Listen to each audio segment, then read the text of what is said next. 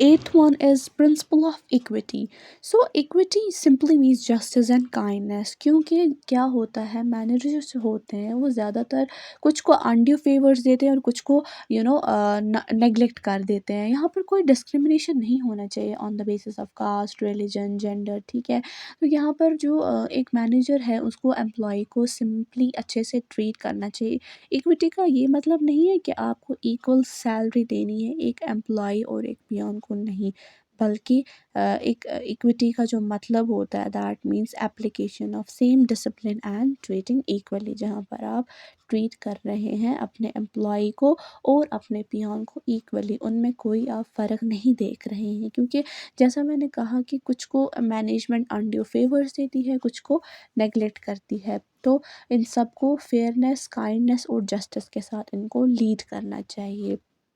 सो हमारे जो प्रिंसिपल हैं हमने पहले जो पढ़ लिया that was division of work भी हो गया, principle of parity between responsibility and authority भी, प्रिंसिपल ऑफ डिसिप्लिन भी, principle of unity of command भी, प्रिंसिपल ऑफ डायरेक्शन भी, principle of subordinate of individual interest, principle of fair remuneration, principle of equity. अब बारी है principle of order की। Principle of order का simply जो मतलब होता है, अरेंजमेंट्स होने चाहिए हर चीज़ के लिए, चाहे इंसान हो या कुछ मटेरियल हो। क्योंकि इस प्रिंसिपल्स में क्या बताया जा रहा है कि that there should be a place which is fixed for everything, ठीक है। हर चीज़ के लिए प्लेस होनी चाहिए, वो फिक्स्ड होनी चाहिए and everyone should be in its place. क्योंकि अगर बाहर से कोई आ रहा है, दे डोंट नो, उनको नहीं पता है कि हमें किसके पास जाना है। जब वो देखेंगे कि ये चीज़ है, जब वो एक बार आया उसने देखा कि ये वाला डिपार्टमेंट है, ये वाला जो रूम है, यहाँ पर ऐसे होता है, यहाँ पर ये चीज़ होती है, तो वो जब नेक्स्ट टाइम आएगा वो उधर इधर नहीं भटकेगा बल्कि वो सीधे डायरेक्ट जाएगा। तो ये प्रिंसिपल जो है ये इंश्योर करता है कि no time is wasted in locating any material or thing. Then we have principle of initiative.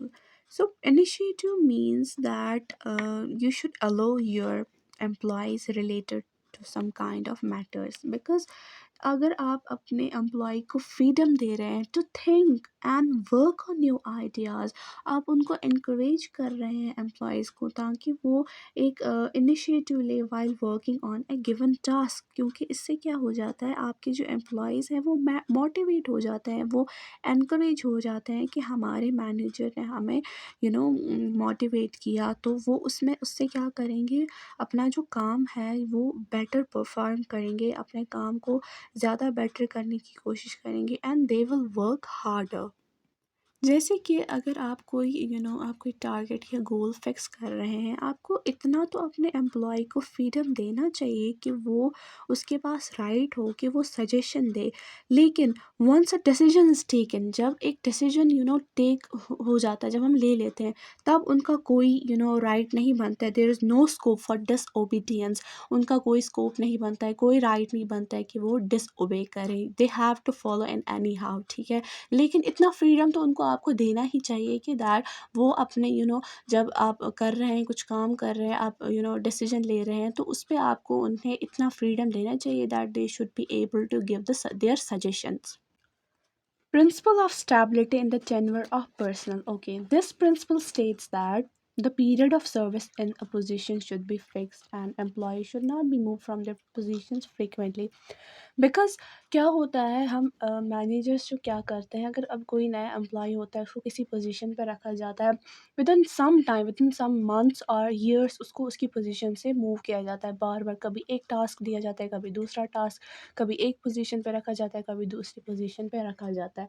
सो इससे क्या हो जाता है, एक एम्प्लॉय है उसके अंदर feeling of job insecurity create होने लगती है। सो it is very essential to for managers that they should provide that feeling of job security among the employees, because with the feeling of job insecurity they will not contribute their maximum in that organization।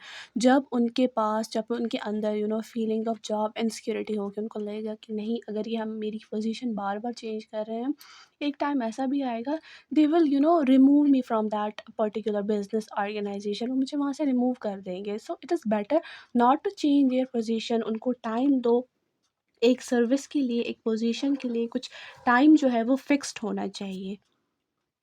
Then we have principle of effective centralization and decentralization. देखिए centralization और decentralization they are ये बहुत ही बड़े topics हैं, हम आगे जाकर इनको कवर करेंगे, बट फिलहाल के लिए आप ऐसे समझिए, when the concentration of decision making authority is centralized in one hand, जब एक decision making जो अथॉरिटी है वो सिर्फ एक हाथ में होती है, जो एक हाथ मीन्स कि सिर्फ और सिर्फ टॉप मैनेजमेंट पे होती है, जो डिसीजन मेकिंग अथॉरिटी है सिर्फ टॉप मैनेजमेंट कर सकता है, तो उसको हम बोलते हैं सेंट्रलाइजेशन। ओके, डिसेंट्रलाइजेशन हम तब बोलेंगे जब शेयरिंग ऑफ अथॉरिटी होती है लोअर लेवल के पास, लोअर लेवल मैनेजमेंट के पास भी, तो उसको हम डिसेंट्रलाइजेशन बोलते हैं। सिंपली सेंट्रलाइजेशन और डिसेंट्रलाइजेशन, सेंट्रलाइजेशन में सिर्फ और सिर्फ एक अथॉरिटी डिसीजन ले सकती है हायर अथॉरिटी, और डिसेंट्रलाइजेशन में हम पावर्स देते हैं लोअर मैनेजमेंट को, ताकि वो भी कुछ decision when it is required तब वो डिसीजन कुछ ले सके, ठीक है।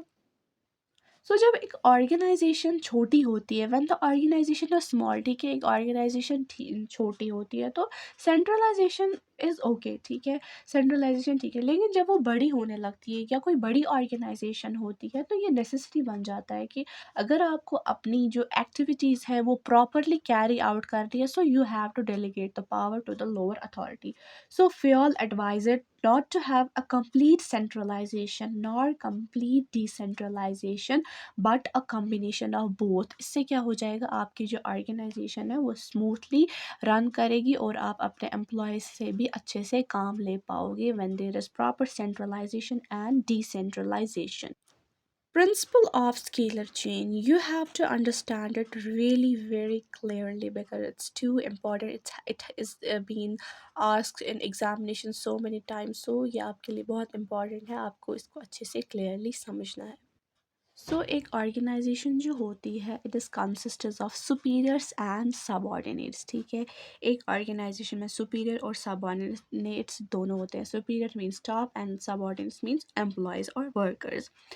तो जो एक फॉर्मल लाइन ऑफ अथॉरिटी होती है हाईएस्ट से लेकर लोवेस्ट रैंक तक, ये एक फॉर एग्जांपल ये एक हाईएस्ट रैंक है और ये लोवेस्ट रैंक है, तो जब इनकी तरफ जब इनको ऑर्डर्स पास करने होते हैं, एक लाइन ऑफ अथॉरिटी होती है हाईएस्ट से लेकर लोवेस्ट तक, ये एक लाइन ऑफ अथॉरिटी, इनको कोई कम्युनिकेशन पास करनी है, कोई बात करनी है, तो वो क्या होगी, वो पहले ए के थ्रू बी पे, बी से सी, सी से डी एंड डी से ई पे, फिर यहाँ पर बॉटम पे आएगी।